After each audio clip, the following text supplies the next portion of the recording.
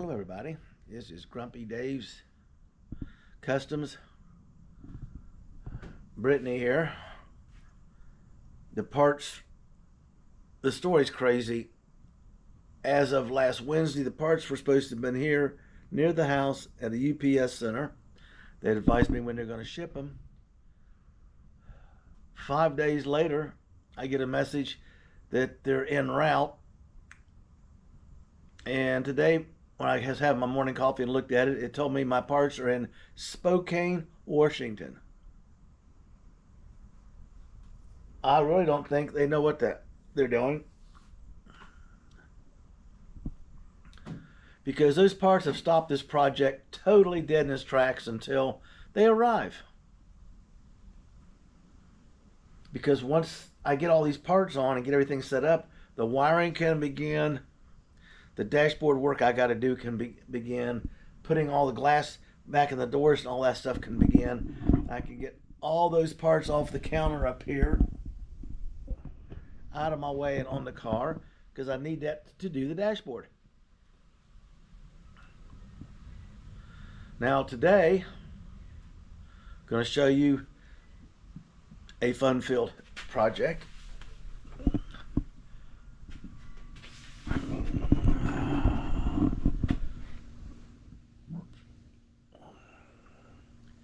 A 1940 Packard 110.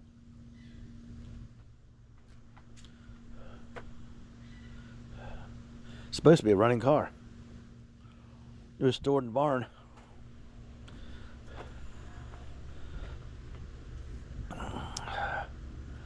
Kind of got interesting.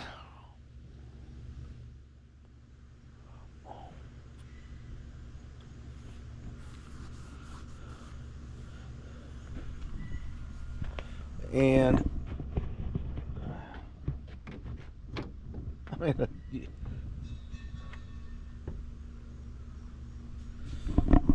boy, it smells good in here. I'll get my mask on tomorrow. Okay. And my gloves to protect me in the trash bag. And we'll start going through here.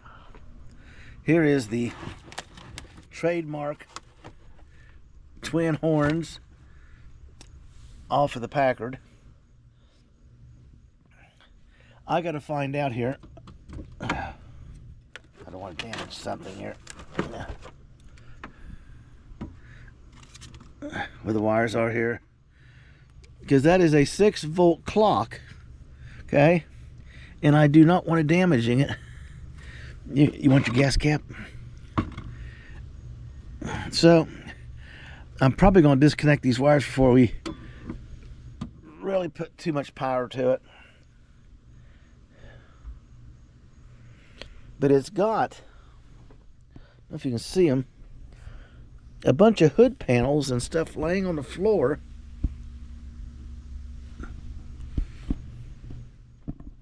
So we'll see what we got.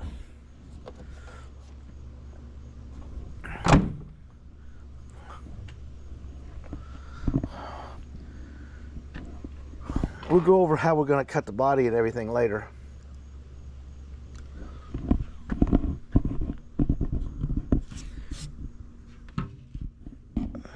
See down in there? There's hood pieces. Hopefully the top of the hood is in there. I'll make a front grill for it and I'll be done. And this is coming off. We're going to take it from here to here. We'll cut this right down through here. Okay? Because the way it fits right here, and get it welded in. And then we'll come over here, see right here, and go right up against it and weld it.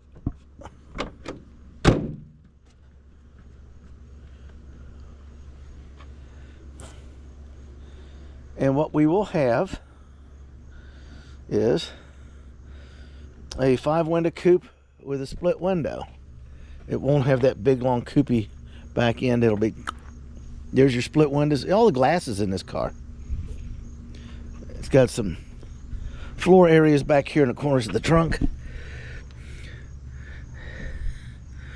And also there's an extra manifold in here. There's a spare tire, the gas tank. God knows what's in here.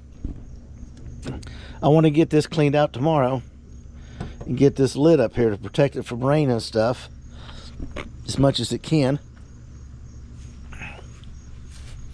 All the Packard wheel covers are here.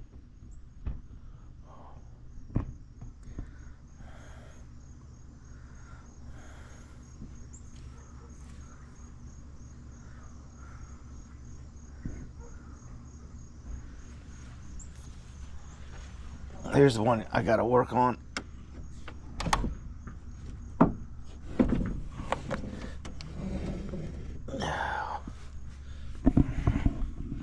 There's a hinge up here.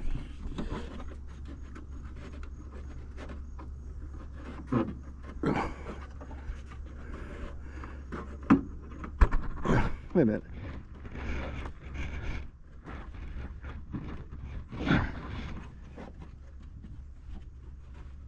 Some lug nut took the liberty of, let me see if I can reach in there and find it.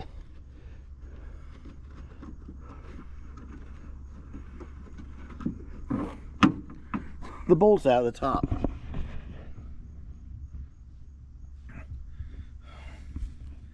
See, here's all the gauges. I don't know why they went behind the glass and did this. I'll get clean all that off. I'll get this cleaned off.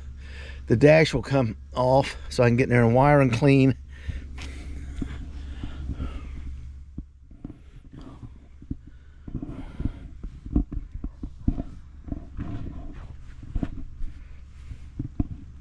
I'm praying that I got all the top pieces for the hood. Let's see what we got here.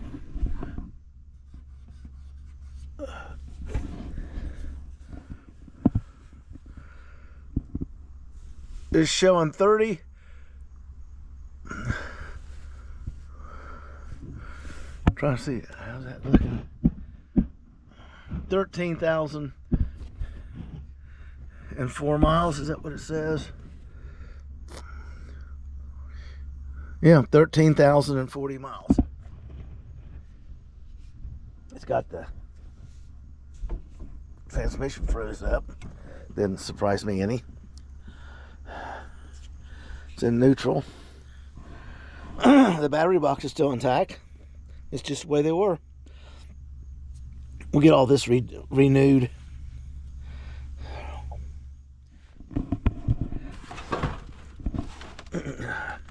Here's a dust cover for a transmission.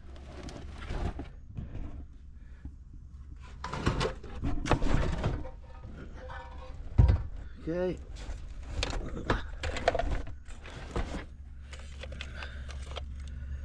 There's a bulb for something. This is the old distributor cap for something, but it's not for this car.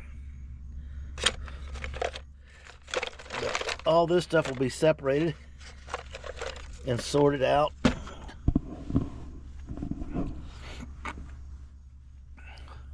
My druthers is to take this off and build a floor shifter bracket and put it on the floor there. The clutch is good. I mean, it's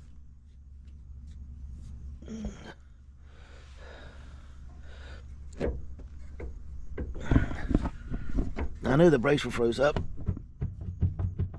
There's only a little bit of play in that.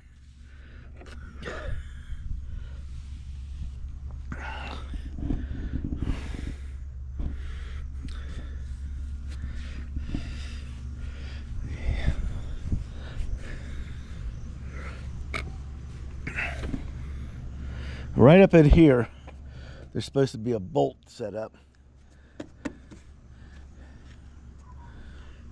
Sooner or later, I'm going to have to replace this glass and probably change the way these wipers work because it's offset. What I need is a straight pillar so I can use like a Jeep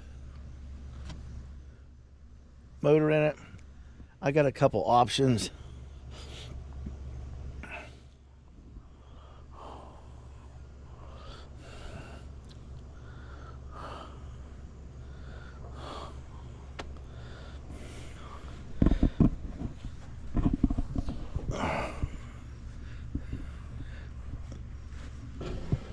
I'll have to wait till I get the dashboard open. Get that done. This same thing here. I'm gonna cut it. That body line, plus some of this metal down here, it goes down here. It comes all the way forward. We will have nothing but a little coupe window like this. And shove the tires to the back.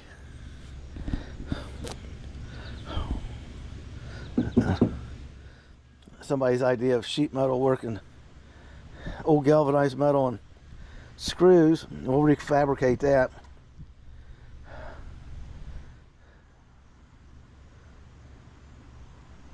I'll get the tape out, put the marks on it, so you get a better idea. Because it'll come clear back up to here. And the tire will be right here. And this will have to be this will be bobbed off. It goes to a 4-link. I'm trying to keep everything on the car's original.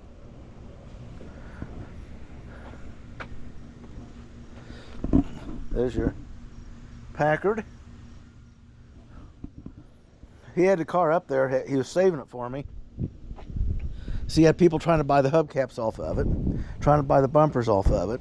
One lady wanted to buy the dashboard out of it. Somebody else wanted the starter off of it.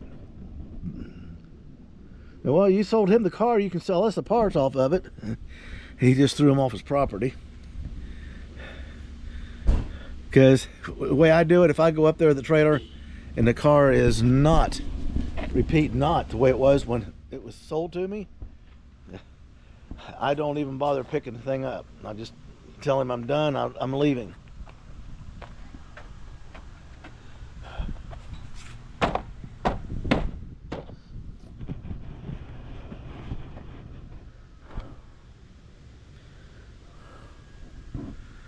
Don't need to chop that top.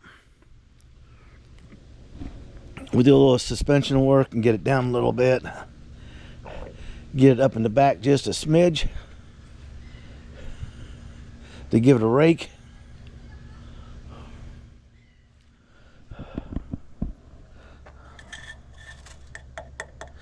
I'm thinking about drilling through there, because right between that shock, and see if I can't find a way to put a shock in there. It's going to need bushings. The frame's got to come apart. I got to check the kingpins. I mean, this is simplicity at its finest. This is a 1940s car with independent front suspension. Now, I did find these rubber bushings for the trailing arms, but I didn't find anything else. So basically, I have to make these, and I'm pretty sure I can find a rubber washer to replace those. Okay. And there's some work to be done in there. It's going to be a long, slow ride. Okay. This right here is your oil pressure line. This one here is your water temperature they've added.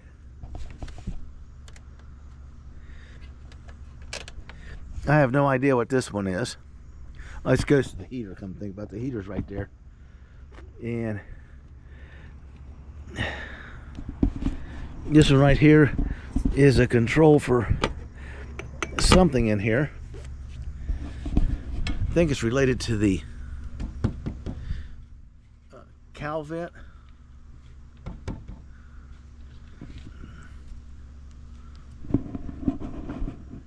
But if I got the panels in here like I suspect, I just build the front, I'm done.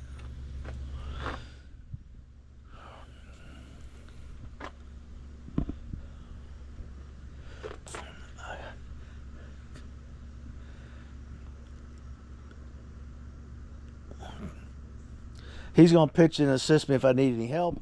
He's going to introduce me to his machinist, machine shop guy. It works out of a big barn behind his house. Got all the old ancient machines. They all work perfect. And the old boy does beautiful work on these parts for these one-off build hot rods and stuff. He loves getting into them. I got to whack the back of that off and get that. See what we're going to do. I'll give you a quick upset here. I'm going to cut the top, the roof, right about here. Okay. Then I'm going to build a frame after these doors are taken off. Be right across here. So it's got a lift point right here and a lift point over there. It's not wrapped around it, squeezing it in a circle. It'll be picking it up this way. And then we'll come back here at the rear bumpers off and everything's out of the car. We'll slide my engine stand right here. I'll make a similar brace to slip in here to lift on the outside up in here, and strap this to a strap, to that to a strap, and then wrap it around and hook it and just lift it up and roll this body right off of it, out from underneath it. This thing rolls real easy. I even got the gas tank neck, the gas cap. I mean,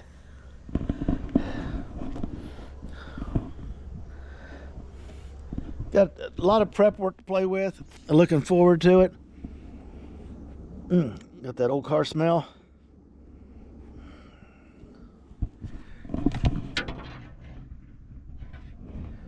I'm thinking a light gray interior. There's the MG dashboard I got to rebuild. See down there? A light gray interior. I'd have picked a different color for an insert other than that, but these are brand new. But new upholstery when I got them. I got the car. Door cards and stuff. Stuff you can't use. What I can't use goes away. Don't care. I'll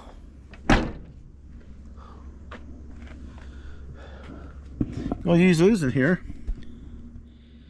And we'll put that seat over there on hinges in the back. And a bolt pad in the front is threaded, so I can put a couple of those twist nut things with wing nuts with a bolt on it to hold the seat down. And if I need to get to the battery, I just reach there and twist them out and lay the seat back, and I can get to the battery because that steering column does not tilt. And you got the little button on the dashboard there in the middle. It's got an S for starter.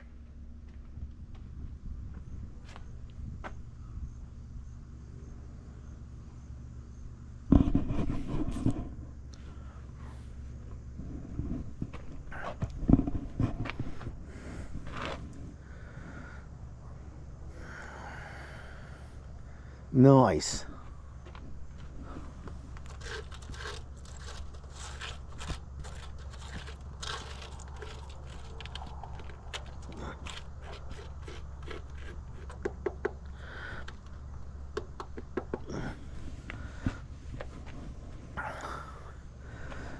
I'm not going to be doing a whole lot, just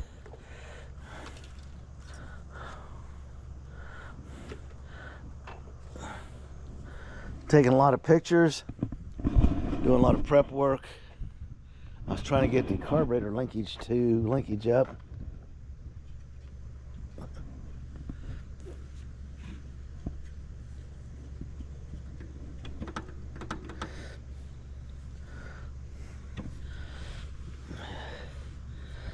I'll have to free that up.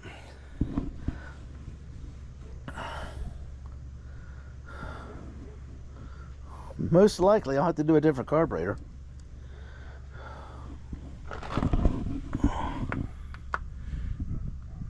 Yeah, they took the flywheel cover off.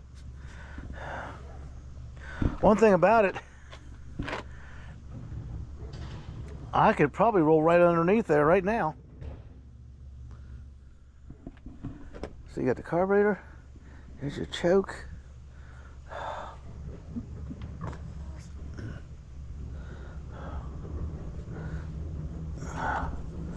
There's your manual choke cable.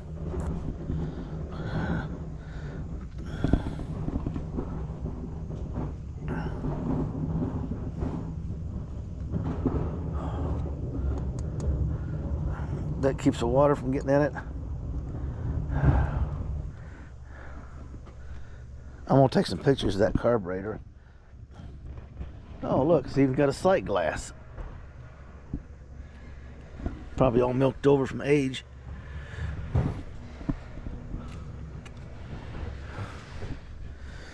Fuel line. Then they had a fuel line to a gas can inside, so they were driving it around the farm when he got it running.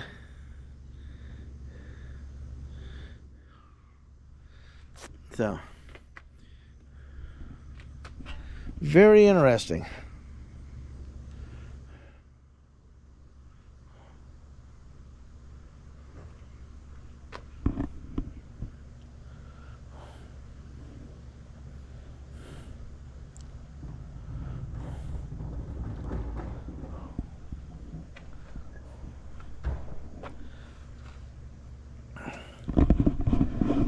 Well, that's it, people.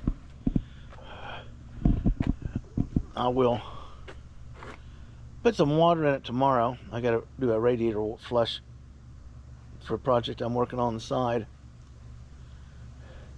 That way if it leaks out, it won't be antifreeze on the driveway with the puppy.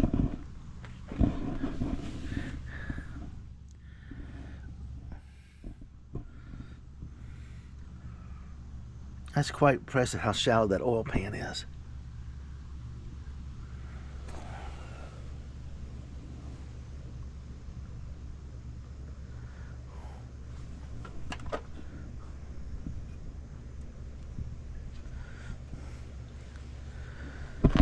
Oh well, that's for tomorrow's job. I just give everybody a heads up.